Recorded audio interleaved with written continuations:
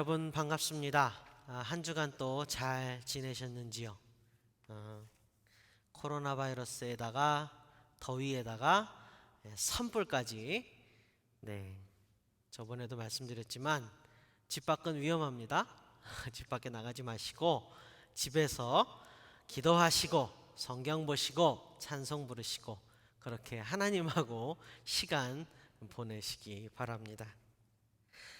출애굽기 여정을 오늘도 함께 출발해 보겠습니다.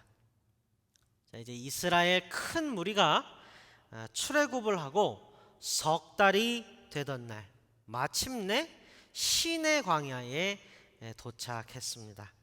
이곳은요 범상치 않은 곳입니다. 왜냐하면 하나님의 임재가 있는 시내산이 있는 곳이기 때문입니다. 아마도 이스라엘 회중은요 시내 광야 접경을 넘어 시내산으로 가까이 갈수록 뭔지 모를 두려움과 중압감을 느꼈을 것 같습니다.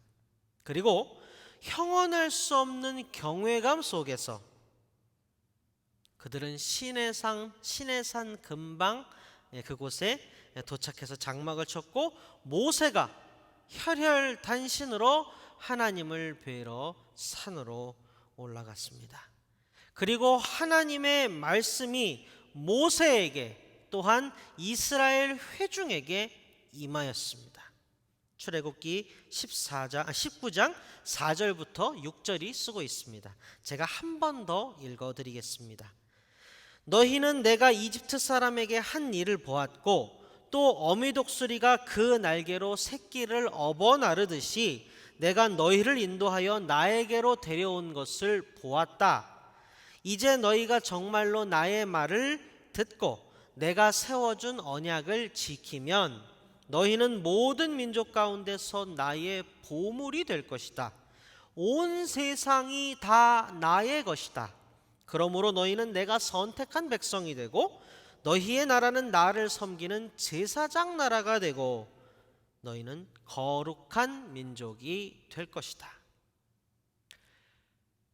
10가지 재앙으로 천지를 뒤흔들고 바닷물을 가르시며 쓴물을 단물로 바꾸시고 반석에서 샘물 나게 하시며 친히 싸우사 승리를 안겨주시던 분, 눈에 보이지는 않지만 분명히 계시다는 사실을 깨닫게 하신 여호와 하나님의 임재와 말씀을 이제 이스라엘 백성들이 눈으로 귀로 체험하고 있는 장엄한 광경을 우리는 오늘 본문이 들어있는 출애굽기 19장에서 볼 수 있습니다. 출애굽기 19장 18절에요 이렇게 기록되어 있습니다. 그때의 시내산에는 주님께서 불 가운데서 그곳으로 내려오셨으므로 온통 연기가 자욱했는데 마치 가마에서 나오는 것처럼 연기가 솟아오르고 온 산이 크게 진동하였다. 여러분 우리 상상해 볼까요? 참 공교롭게도 캘리포니아에 큰 산불 났지요. 그 관련 사진 보셨지요? 시뻘건 하늘과 새까만 연기와 보는 이를 두려움에 떨게 만드는 그 광경을 사진으로 보셨을 겁니다. 이때도 그랬나 봐요? 아무렇지도 않던 산이었는데 하나님이 임재하시자마자 불가마에서 연기 솟아오르듯이 하고 불길이 넘실거리며 지진이 산을 뒤흔들었습니다. 압도당했을 겁니다. 하나님이시구나. 자, 본문 이후에 출애굽기 19장을 계속 읽어가면요 하나님이 모세를 메신저로 해서 몇 번을 하나님과 이스라엘 회중 사이에 왕복을 시키셔요. 가서 전하라 이런 거지요. 10수절로 꽤 긴 내용이 전개가 되는데요 그 긴 내용을요 한 단어로 요약을 해보자면 바로 거룩입니다. 출애굽기 19장은요 본론이 나오기 전에 서론과 같은 장입니다. 무언가 본격적인 얘기를 시작하기 전 준비 단계와 같습니다. 제가 지난 시간에 말씀드렸던 것 혹시 기억나시는지요? 애굽에서 나와 본격적으로 가나안 땅을 향한 행진을 시작하기에 앞서서 모세가 장인 이드로와 만나서 나누는 이야기를 통해서 소결론이 한번 지어진다고 말씀드렸습니다. 그리고 이제 가나안 땅을 향해 행진을 시작할 겁니다. 그 행진 시작 바로 직전의 준비 단계가 19장에 기록되어 있는 것입니다. 예를 들어서 100m 달리기 선수가 출발선에 서기 전에 다리 근육도 풀고 스파이크 끈도 다시 동여매고 이렇게 준비한 후에 출발선에 엎드리잖아요. 그런 셈입니다. 그리고 출애굽기 19장 이 준비 단계를 요약하는 말이 거룩이라는 단어입니다. 너희는 거룩한 민족이 될 것이다. 왜일까요? 행진의 준비 단계, 다시 말해 가나안 땅으로의 행진을 위해 필요한 것이 왜 거룩일까요? 그럼 거룩은 뭡니까? 우리는 거룩을 어떻게 정의할 수 있고 어떻게 이해를 해야 할까요? 이 질문의 답을 찾아가면 오늘 하나님께서 우리에게 주시는 그 메시지에 도달할 수 있을 겁니다. 우리 평범하게 한번 시작해 보겠습니다. 우리는 거룩이라는 단어를 들으면 보통 어떻게 정의를 합니까? 아마도요, 대부분의 사람들이 정의를 내리기보다는 이미지를 떠올릴 거예요. 많은 경우에 우리는 또 거룩의 이미지로 이 깨끗함, 이것을 떠올립니다. 뭔가 깨끗한 것, 때묻지 않은 것, 새하얀 것, 거룩은 그런 것이다 라고 생각하죠. 매우 동양적인 이미지와도 잘 어울려요. 새벽 미명에 온 가족의 만사 형통을 위해 기도하기 위해 어머니께서 우물에서 길어 올리신 정화수 한 그릇, 그 맑고 차가운 정화수 한 사발, 그런 데서 우리는 거룩함을 느낍니다. 캄캄하고 고요한 다락방 한 구석에서 기도하는 구도자가 켜놓은 촛불 하나, 뭔가 거룩함이 느껴지죠? 자, 그런데 여러분, 본문에 쓰인 거룩이라는 단어, 구약에서 많이 사용되는 이 단어의 원문의 의미는요, 앞에서의 그 이미지를 넘어서는 좀 더 심오한 뜻을 담고 있습니다. 아마도 이에 대하여는 우리 성도님들 중 많은 분께서 들어보셨을 텐데요, 그 원문의 뜻은 구별됨입니다. 구별하다, 구별되다, 이게 거룩의 본질이라고 성경은 우리에게 가르쳐 줍니다. 그러니까 뭔가 구별되기 위해서 노력해야 되는 거구나. 우리는 보통 이렇게 이해하죠. 그런데요, 그렇게 이해를 하면 이 구별이라는 게, 이 거룩이라는 게 뭔가 과제처럼 느껴지고 짐처럼 여겨지고 그래요. 하지만 우리 살짝 생각을 바꿔보겠습니다. 주체를 바꾸는 겁니다. 하나님이 주체이시고 우리가 하나님 앞에 있는 겁니다. 여러분, 바둑 아시죠? 바둑, 그죠? 바둑판에 보니까 검은 돌이랑 흰 돌이랑 막 뒤엉켜 있는 거예요. 그럼 여러분, 바둑을 두려면 어떻게 해야 됩니까? 검은 돌을, 흰 돌을 다른 색깔의 돌들로부터 이렇게 구별해서 한데 모아야겠지요. 자, 그런 장면을 연상해 보시면 됩니다. 하나님이 이제 가나안 땅으로 인도하시려고 하는데 그 이스라엘을 하나님 소속으로 구별해서 싹 다 모아서 한 군데에 두시는 겁니다. 왜요? 이제 하나님이 움켜쥐고 끌고 가셔야 되기 때문에 그렇습니다.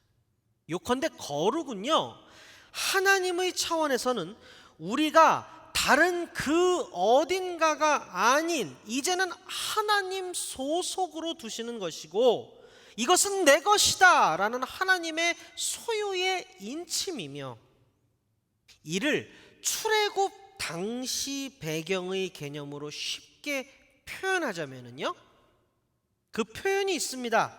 바로 하나님이 친히 이스라엘의 왕이 되시는 겁니다. 그러므로 오늘 본문에서 우리가 보는 거룩은 하나님을 왕으로 섬기는 행위의 다른 표현인 겁니다. 사랑하는 성도 여러분, 성경 전체를 이해하는 틀이 몇 가지가 있어요. 그 중에 대표적인 것, 또한 구약을 관통하는 핵심 개념 중에 하나가 왕이신 하나님입니다. 하나님은 왕이심으로 자연스럽게 하나님이 왕으로서 통치하시는 하나님의 나라, 하나님의 왕국도 파생된 동일한 개념입니다. 자, 그 개연성과 증거를요, 우리는 성경에서 찾아볼 수 있습니다. 먼저 오늘 본문 출애굽기 18장 후반절 보면요, 모세의 장인 이드로가 모세 혼자서 백성의 재판을 다 맡을 수가 없기에 백성 중 지도자로서 천부장, 백부장 뽑아서 그들에게 재판을 맡기고, 그들이 판단을 할 수 없는 사안은 모세가 받아서 하나님께로 가져가는 제도를 고안하여 제안합니다. 그리고 이것이 이스라엘의 재판 율례가 되지요. 모세 혼자서 재판을 감당할 수 없는 물리적인 한계가 제도를 고안한 이유이기는 하지만, 제도에서 명시되어 있듯이 재판의 궁극은 하나님께서 하십니다. 자, 이 당시 고대 근동에서 왕이 해야 하는 일은 크게 두 가지가 있었습니다. 왕의 역할, 첫 번째, 두 번째, 이렇게 대표적인 두 가지가 있었는데, 그중 첫 번째는요, 백성의 송사를 헤아려 줌으로써 민생을 돌보는 일이었습니다. 여러분, 솔로몬 왕이 1000번제를 드린 후에 하나님께서 솔로몬을 예뻐하시면서 솔로몬에게 찾아오셨죠. 그때 솔로몬이 무엇을 구했는지 기억나십니까? 열왕기상 3장 9절에 이렇게 쓰고 있습니다. 그러므로 주님의 종에게 지혜로운 마음을 주셔서 주님의 백성을 재판하고 선과 악을 분별할 수 있게 해주시기를 바랍니다. 이렇게 많은 주님의 백성을 누가 재판할 수 있겠습니까?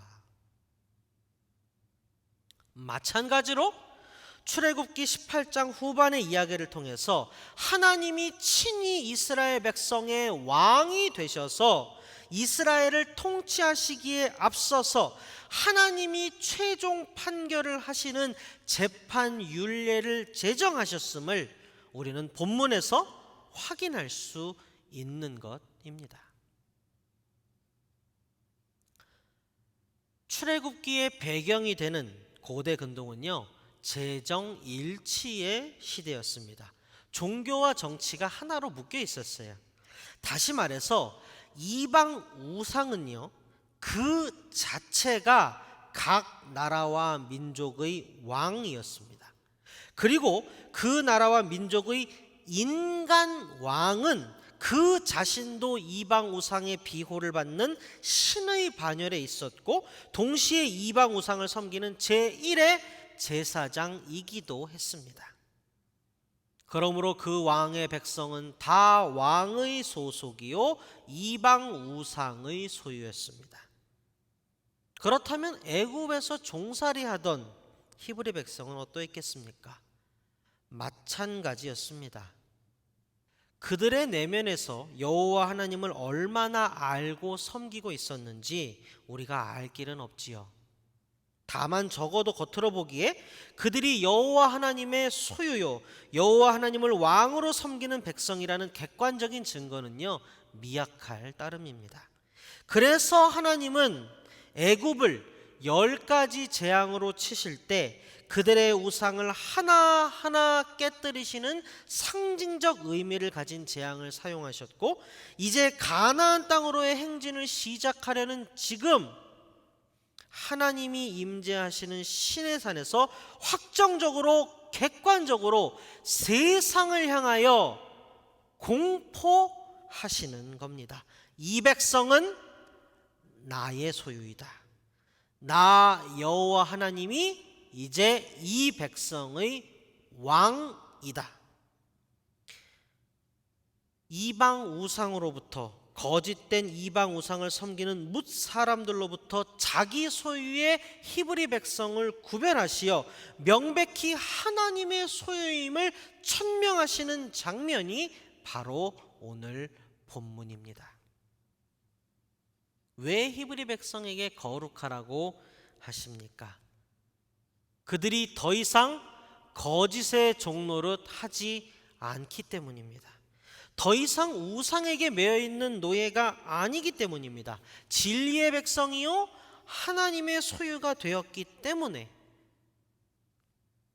그러므로 거룩하게 되었기에 거룩하라고, 너희는 거룩한 백성이 될 것이다, 되었다라고 말씀하신 겁니다. 자, 앞에서 고대 근동에서 왕이 하던 역할이 2가지가 있다고 말씀드렸죠. 그중 첫 번째인 백성의 송사를 해결하여 민생을 돌보는 일, 이를 위해서 출애굽기 18장 후반부에 작업이 진행되었음을 말씀드렸습니다. 자, 이제 2번째가 남았죠. 고대 근동의 왕이 하는 역할 2번째, 이는 바로 전쟁입니다. 적군에 맞서서 선두에서 기치를 높이 들며 앞장서서 싸우는 일, 이것이 본문 당대의 왕이 하는 일, 그 2번째였습니다. 성도 여러분, 제가 이제 이스라엘이 곧 가나안 행진을 시작할 거라고 말씀드렸죠.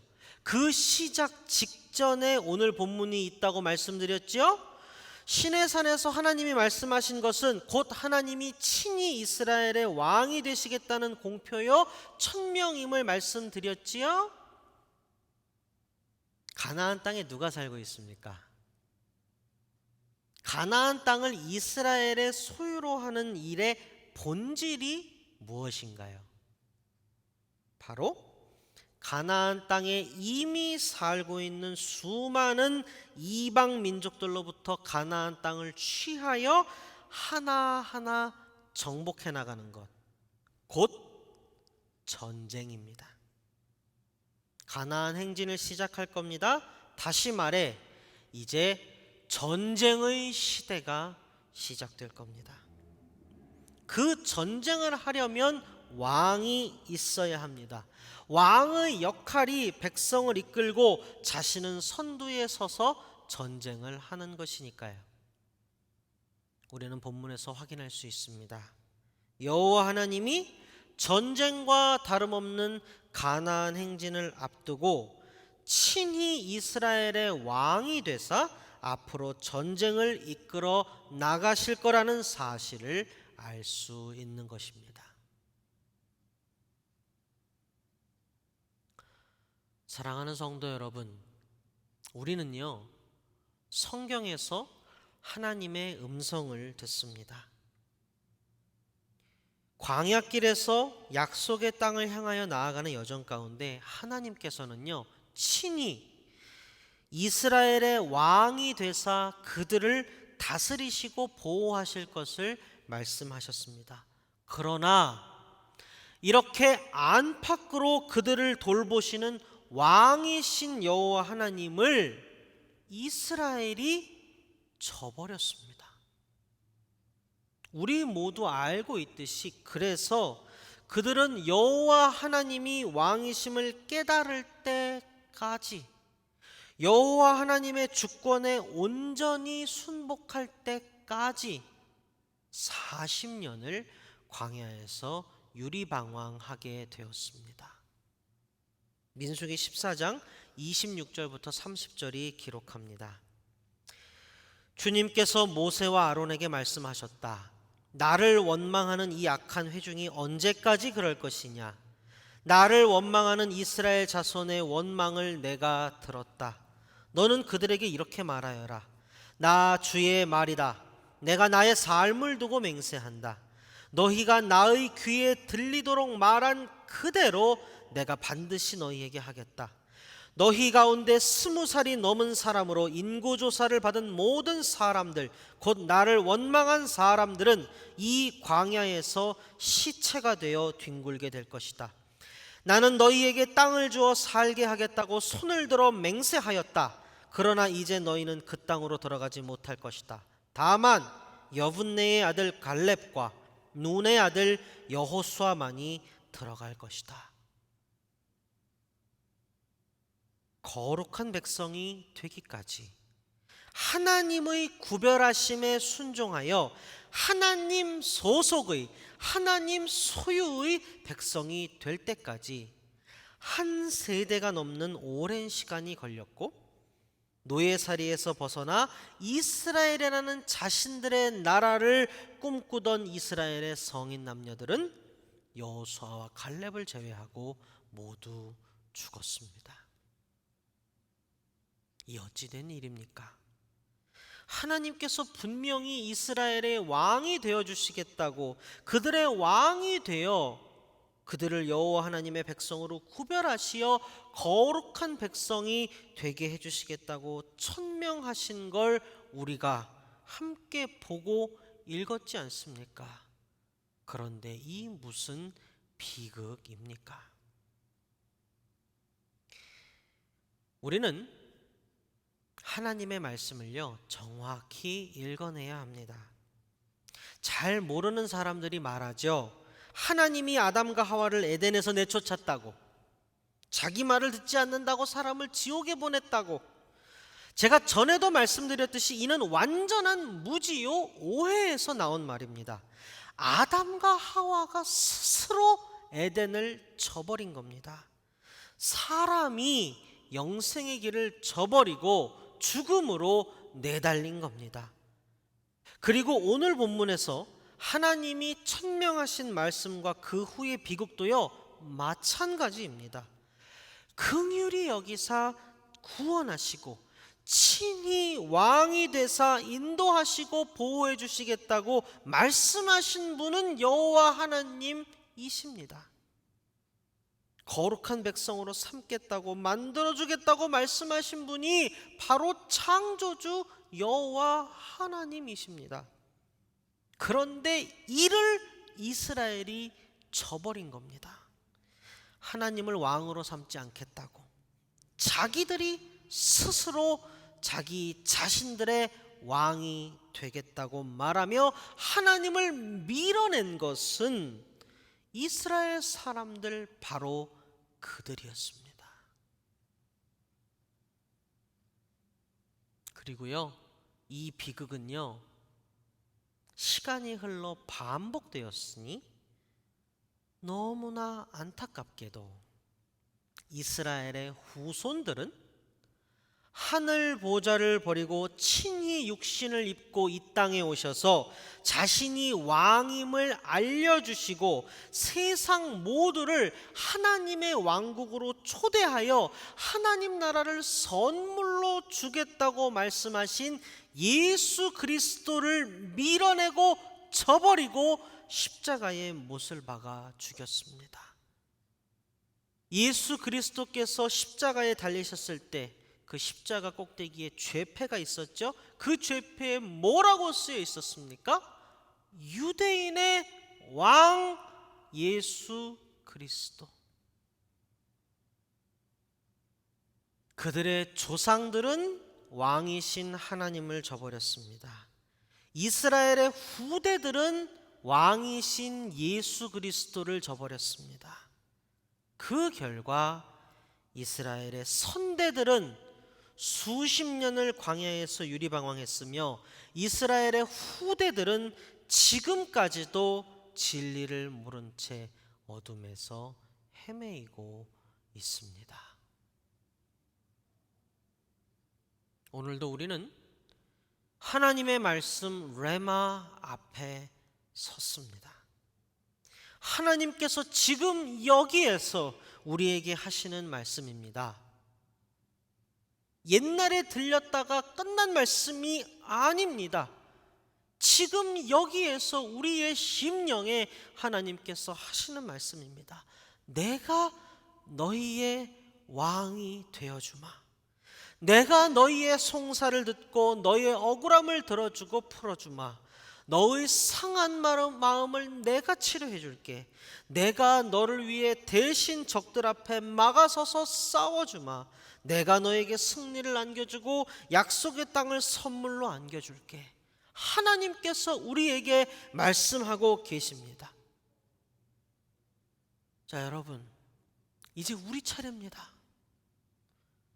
하나님의 이 말씀에 대해서 여러분 어찌 하시겠습니까? 우리는 어찌해야 하겠습니까? 사랑하는 성도 여러분, 이 시간 하나님의 음성이 우리 각 사람의 영혼 깊은 곳에서 울리기를 기도합니다. 우리가 인정하든 안 하든, 우리가 알고 있든 모르든 여호와 하나님은요, 왕이십니다. 오늘 본문에서 여호와 하나님께서 직접 말씀하셨지 않습니까? 온 세상이 다 나의 것이다. 나는 왕이다. 너를 거짓에서 들어올려 진리의 세계에 두고 나의 소유, 나의 백성으로 삼을 것이다. 너는 나의 왕국의 백성, 거룩한 백성이 될 것이다.